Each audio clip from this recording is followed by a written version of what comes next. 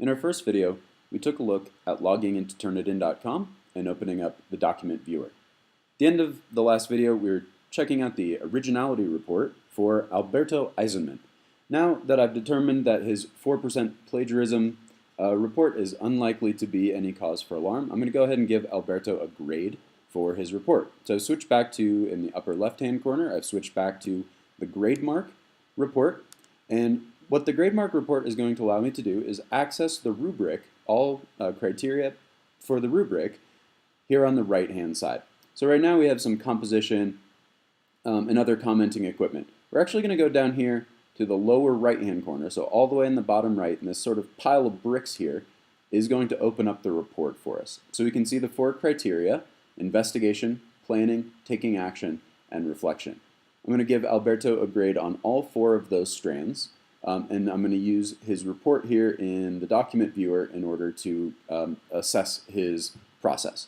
First thing I'm going to look for as I open up a new report is whether they have all of the required information. So you can see this in your grading packet.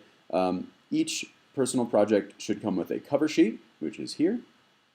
Should come with an academic honesty form, which is here. Doesn't appear to be completely filled out yet, so we're going to have to go ahead and do that. And we're going to check out through his section headings, whether he's covering all of the information. So investigation is his first. That's our first criteria, so that's excellent. Moving down, we've got planning, we've got taking action, and we have the reflection. Below the report, you're going to see a couple of pieces of information here as well that may help you to judge him on all of his criteria. So here we have his journal extracts. Looks like about 10 journal extracts. That's good. And we've got the bibliography, which at least is consistent. And then we've got an appendix. So what kind of final product or outcome? Here we have a photo of Alberto with the dog that he brought to school for the personal project fair. So scroll back up here to the written report. And I'm going to go ahead and read through this report section by section and give him a grade for his for the different criteria. So if you'd like to see this a little bit larger, you can use this little slider here along the bottom, so I can make this report a little bit larger, a little bit easier to see. Really zoom in here, or I can make it a bit smaller. You can use this slider in order to change the size of the text for you.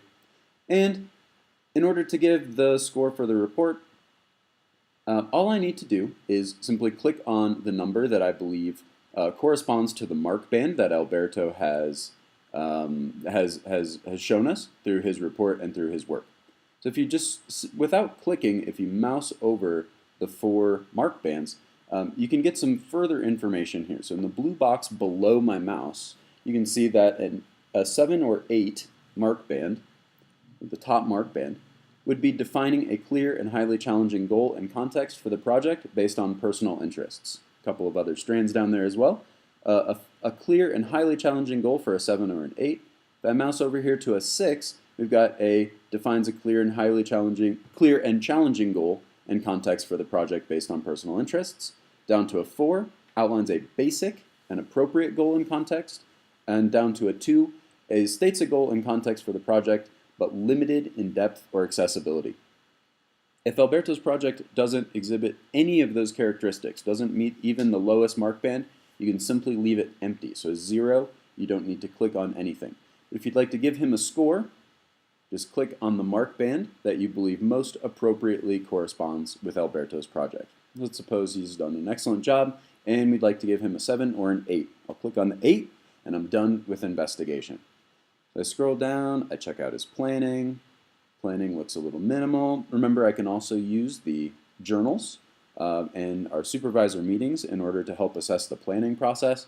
Let's suppose I'd like to give him a 4 here. He develops adequate criteria, presents an adequate plan, and demonstrates adequate self-management skills, as opposed to mark band 5 and 6, which is substantial and appropriate criteria, a substantial plan, and substantial self-management. So I'm going to go with the 4. Click here on the 4. Scroll through taking action. I know that he worked really hard. I'm going to give him a 6 on that one. And then I read through the reflection. Looks a little minimal. Doesn't seem to talk much about the learning IB learner profile or the global context, although they're mentioned.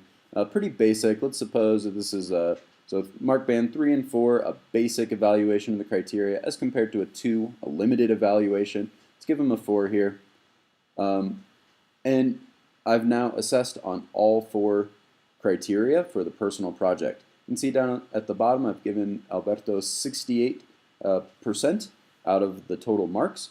In order to finalize this grading report, I'm going to go down here below the blue box to apply rubric percentage to grade. Once I've clicked apply rubric percentage to grade, I can tell that it's been saved when in the upper right hand corner it tells me Alberto has earned 22 out of 32 marks.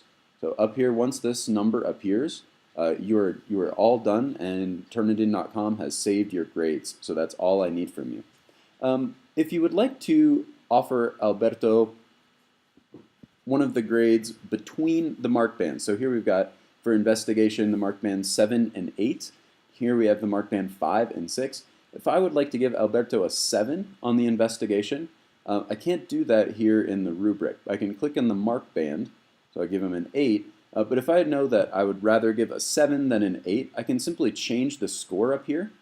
So from 22 to 21, hit enter or return on your keyboard, and again the number has been changed, and Turnitin.com has saved that information. If you'd like to double check and make sure that that information has been saved, you can go back to the Turnitin.com author reports, refresh the page, and the number should show up for you.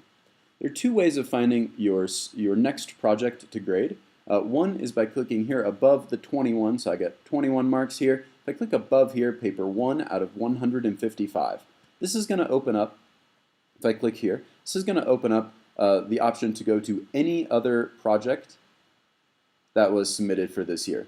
This is in alphabetical order by the last name, so I can go ahead and scroll down to my next project.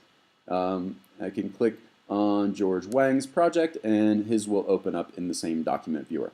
Alternatively, you can go ahead and close out of the document viewer. This will take you back to all of the reports, to the new papers. And again, if I refresh this page, just Command R or I refresh in my browser, I'm going to see instead of the little blue pencil to grade Alberto's project, I see that I've given him the grade of 21. This is how you can verify that Turnitin.com has stored the information. I can also use this page to go ahead and find my next student. So if I wanted to find George Wang again, I know he's probably near the end of the alphabet. I'll search here on page 7. I can scroll down to George's project, and then I can click on the little blue pencil in order to give George his grades. So once the number appears here in the grade column for your students' projects, you are all done with the personal project this year, and thank you very much.